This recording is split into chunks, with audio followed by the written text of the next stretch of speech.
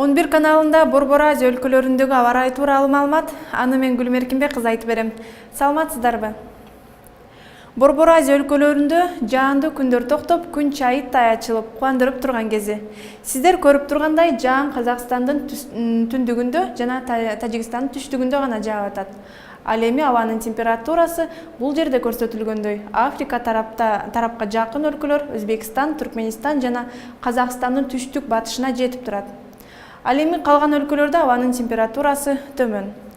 Эми ар бир региондорго кененирээк токтолсок, эртең бизге жакын жайгашкан Кытайдын Ак Суу жана Үрүмчү шаарларында асманды булут каптайт.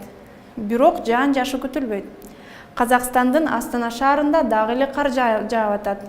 Бул кар качан токтошу белгисиз.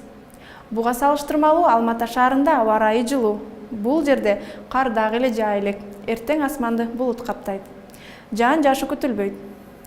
Өзбекстанда башка өлкөлөргө салыштырмалуу абанын температурасы бир нече жогору. Эртең Фергана, Ташкент жана Нукус өрөөнүндө күн чайыттай ачылып, туристтер үчүн эң ыңгайлуу климат болот.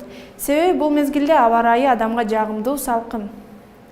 Мындай жылуу аба ырайы Түркменистанда да болот. Мисалы, Борбор шаары Ашхабадта абанын температурасы Өзбекстандан айырмаланбай жылуу болот. Ал эми Дашогуз өрөөнүндө асманды булут каптап, күндүн бети көрүнбөйт. Анткени менен жаан жаайт деп кооптонбоңуздар. Бул жерде жаан азырынча жаабайт. Тажикстанда кандай аба ырайы күтүлөт? Мисалы, Душанбе жана Ходжент шаарында аба ырайы жылуу бойдон сакталат. Ал эми Хорок өрөөнүндө буга салыштырмалуу абанын температурасы бир аз төмөндөйт.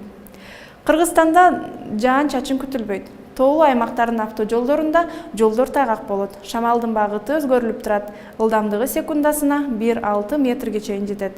Чүй, Талас, Ош, Жалал Абад жана Баткен областарынын абанын температурасы жогорулап, Нарын жана Ысык Көл областарында төмөндөшү мүмкүн. Эртеңки күнгө карата аба ырайынын өзгөрүлүшү ушундай. 11 каналында аба ырайынан кабардар болуп туруңуздар. Көрүшкөнчө.